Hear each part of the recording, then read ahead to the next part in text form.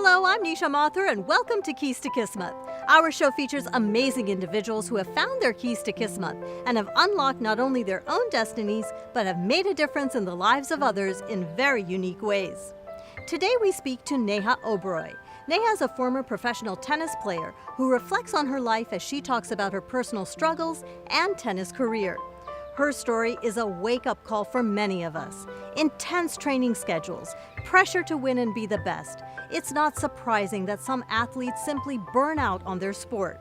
But you know, it's not just sports. Whether it's extracurricular activities, dance, or academic excellence, parents often struggle to find a delicate balance between setting high standards and pushing their kids too far.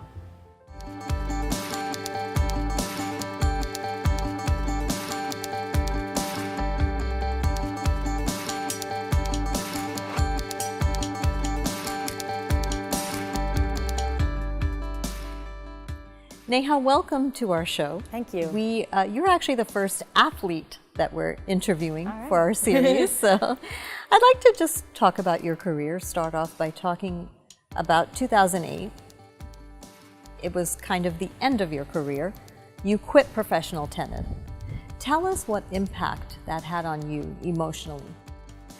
I mean, that changed everything for me, not only emotionally, but physically. What was I doing with my time? I had spent 22 years training 6 hours a day on the court, and I decided that I had had enough. So even just figuring out what to do with my time, what to do next, where to go. You're playing tennis for 17 years. That's correct, yes, since I was 3 years old.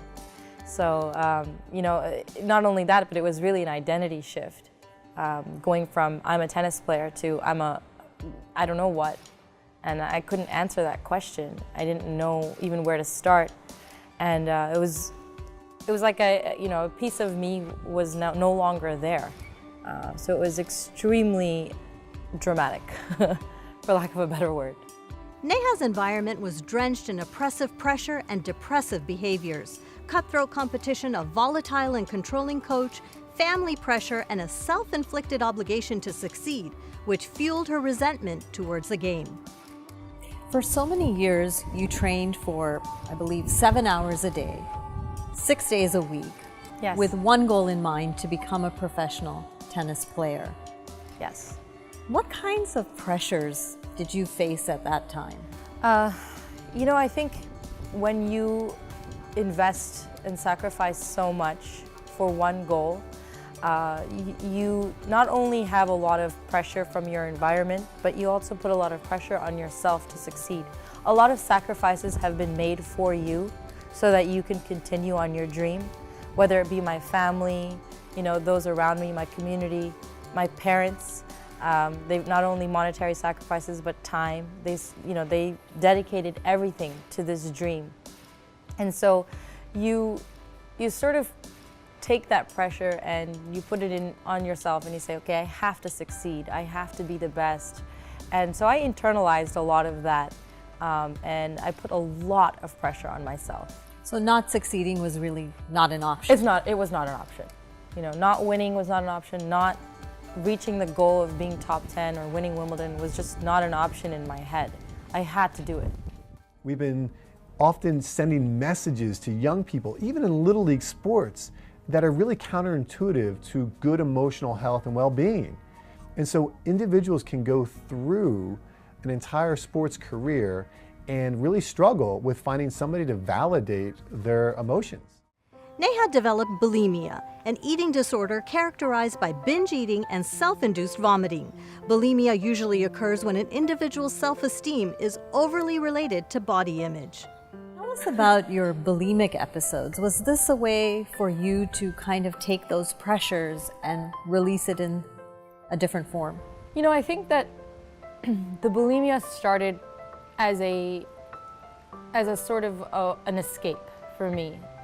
Escape from the mental hell that I was in. I really didn't know how to process my emotions. I numbed myself. I thought, okay, well, you know, if I say that I'm not enjoying this, or if I give in to feeling sad or feeling down, I'm being weak and I'm not being a tough competitor. So the bulimic episodes and the eating disorder was a way for me to control my own emotions. It was the only way, it was the only outlet I had that I felt was mine and I had full control over. And it only started really because I had a coach that was just really myopic about my weight. Somehow that was his way of controlling me and controlling, what I did on a daily basis by weighing me 6 times a day. 6 times a day? Yeah, so obviously when someone weighs you that much and, it has that much, focus on, oh, you have to weigh this much, and if you don't weigh this amount, well, then you're never gonna succeed, and you lost your match because you're not 130 pounds. And so I slowly started, from these diets and these restrictions, I slowly started just having these bulimic attacks. And I thought, okay, well, I can binge eat and I'll throw it up and then I'll step on the scale and I'll be underweight and everything will be fine and life will be good. I crashed and I burned, and I had to get help and I had to get out of it. And that's when I decided that leaving tennis would probably be the best for my own health, my inner mental health and my physical health.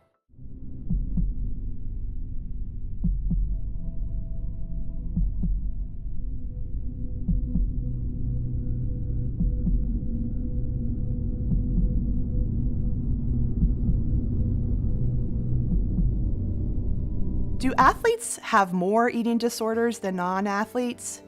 We do know some athletes are very driven people. They tend to be perfectionists, and that might put them more at risk to develop a debilitating eating disorder.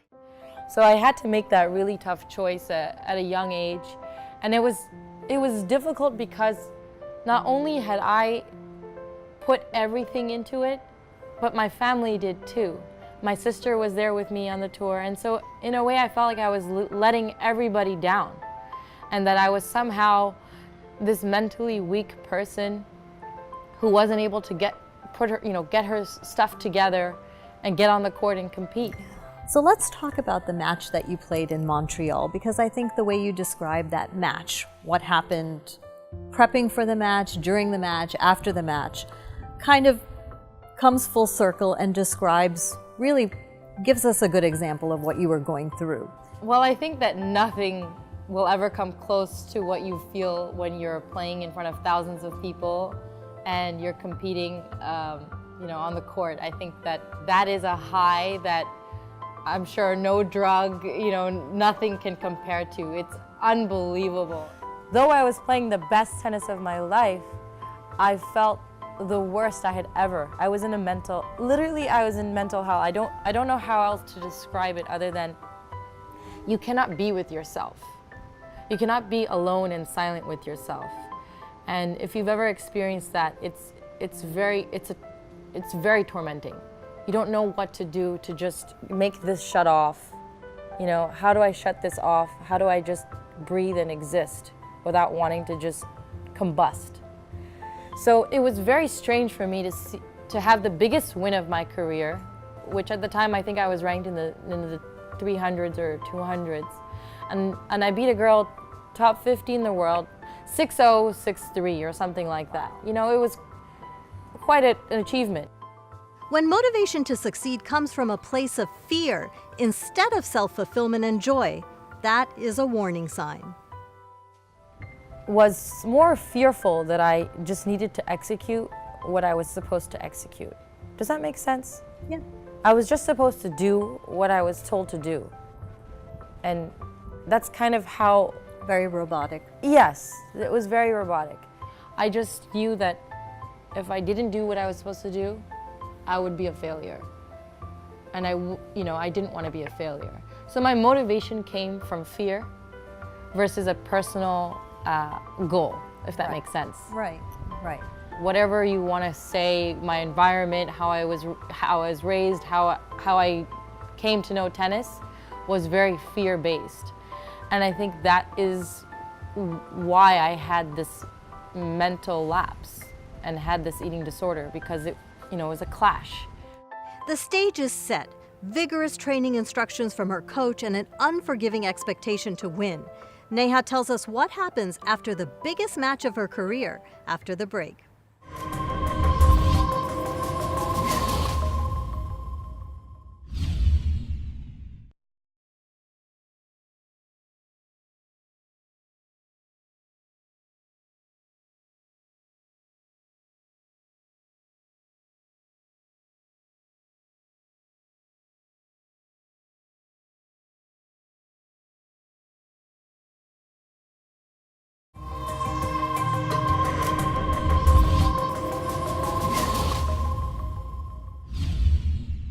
Neha makes her way to Jerry Stadium in Montreal to play a highly competitive tennis match.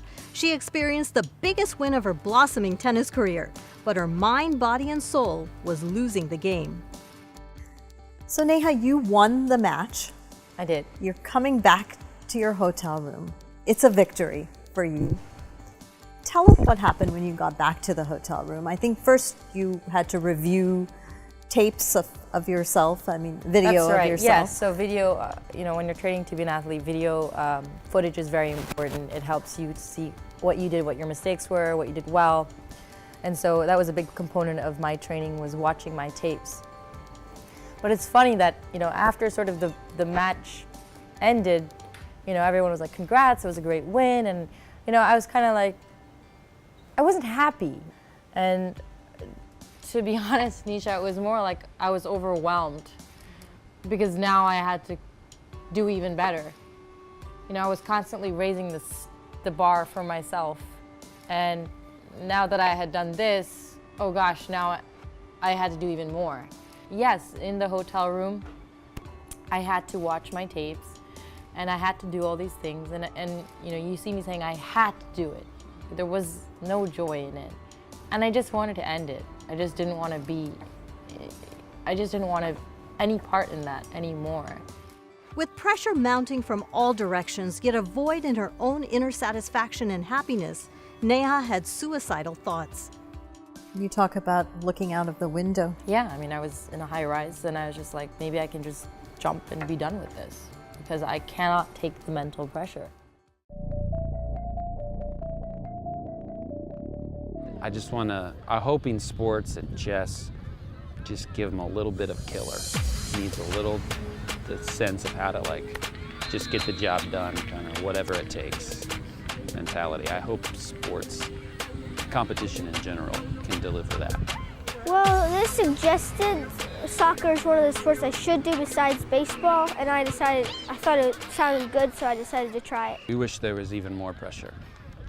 Actually, I think it's great. I wish the pressure didn't come from us as much, and that's hard to prevent, because I'm glad he feels pressure. I started first with the parent and taught classes, and then I did one day of recreation, and that one day the competitive coach came and picked me up. She said, "Nope, you're in competitive now." Our coach made it really clear that this was a competitive sport, the amount of training that we did, the amount of hours we put in. She made sure that we were on top of our game. The coach definitely put a lot of pressure on us, especially from a young age, but we just kind of got used to it as the years went on. She would say, "Get going, do this right, or I'll hit you over the head with this wooden stick." She called it Uncle Sam. She said, "Don't make me bring Uncle Sam out." She'd hit us. How does Neha come to realize the importance of self-satisfaction? Find out after the break.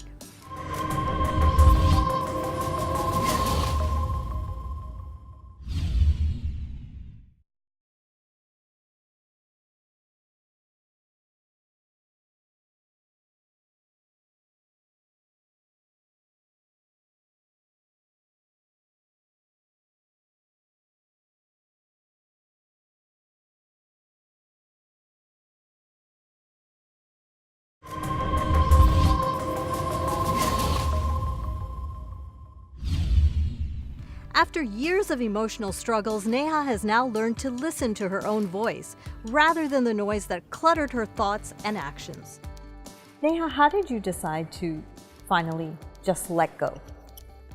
I think I just had to choose between myself and my personal happiness and this goal that I was working towards. And believe it or not, it was actually a tough choice whether I wanted to let go or be happy. And I finally decided that my wellness was greater than, trying to achieve this goal, which is not something I wanted to do. I wrote them an email and I said, Mom, Dad, I love you. You wrote them an email? I did. I was in Japan. Oh, okay. And I said, you know what, I don't think I can do this anymore. I think this is now no longer for me, and I can't seem to be happy. And, it was an adjustment for everybody. What was their reaction?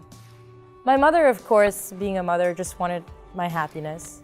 My dad was, in a way, disappointed because he knew how talented I was as an athlete and how much I had worked. I had worked so hard. My sister and I, we trained so hard to build our bodies, to build our skills on the court. So he was scared for me that I might regret that later on. And so he wanted, after putting so much into it, Right. He wanted to make sure that this really was the right decision because he knew how much he was there every day on the court with me. So he knew how much sweat and blood and tears went into it. I'm Larry Sanders. I'm a person, I'm a father, I'm an artist, I'm a writer, I'm a painter, I'm a musician, and sometimes I play basketball. Well, I know I disappeared for a while. People were wondering where I was. I actually entered into Rogers Memorial Hospital, and it was a program for anxiety and depression, mood disorders. It taught me a lot about myself. It taught me a lot about what's important and where I would want to devote my time and energy. At 23 years old, you were back in school. Yes. Right here, Princeton University. Right here at Princeton, yes. What was that like? What was going through your head? You trained to become a professional tennis player, then you come back to school. Did you feel that you had failed, or did you feel that this was a fresh start? No, I felt that I had failed. I felt that as prestigious and glorious it is, and how privileged I was to be at a place like Princeton, I somehow felt that this was a punishment because I had failed as a tennis player and had not met my expectations. So being here the first year after a 6-year leave of absence from school was hell for me. Neha reminds us that pushing and motivating our kids is important, yet recognizing the warning signs that we may be pushing too hard is equally important. Neha, all these struggles with bulimia, depression, I look at these as warning signs. What kinds of things should parents look out for when they're trying to encourage their kids to move forward on anything? But when do we know that we may be pushing too far? Like, what kinds of things should we be looking out for? That's a really great question. My story is really not that special or different from somebody else's. Mine just happened to be through sports. But I think that one of the key indicators of sort of falling into these kinds of things is how much the kid or the child identifies with what they do. And if their identity is solely based on their academic achievements or their professional achievements, and they don't have a grounding that is beyond or aside from or has nothing to do with what they do, I think that's when it becomes dangerous. What are you doing now? Tell us about all the exciting work you're doing now. You've taken all of this, all your experiences, and you've put it into something positive with your commitment to wellness and fitness. Yes, so I started a blog, my website, which was sort of a way for me to just have an outlet. And it's grown quite significantly into a place where people can come and learn practical things that have helped me personally in my journey, sort of creating inner wellness. I call it inner wellness, outer fitness. So, things that I'm learning and I have learned that have really helped me get over big hurdles in my life. So I've built that website, and along with it is a YouTube channel that I started, which again is practical tips for eating well and feeling better and things you can do, as well as on the tennis court. I throw that in there as well. What message do you have, Neha, for young kids out there who are striving for a goal, whether it be academics or in sports or anything? Just being in that position and coming kind of full circle with your journey. No matter what you want to achieve at the end of the day, if you want to master something, you have to put in the hours. But I think what is important is that, and which is extremely difficult, is that you build your self-belief around who you are and have it have nothing to do with what your goal is. So whether I become the next Tiger Woods or not, I'm still happy and content being who I am. Whether I, win the Nobel Prize or I don't, I'm still happy being who I am. And I think if you're able to have something apart from what you do that is solid and secure, your motivation, the way you compete, and the way that you do your work will be a joy. And it will be out of self-motivation versus fear, which is really powerful. I think those who are have mastered life or who have mastered certain things do it from self-motivation, not from fear. And so that would be my message. Neha was lucky enough to get a hold of her life and now focuses on personal development, wellness, and fitness with a realistic approach. Whether you want your child to be the star athlete or get an academic scholarship for college, how do you know if you're pushing your child too hard or not hard enough? I think this question may be very difficult to answer, and it's an ongoing debate.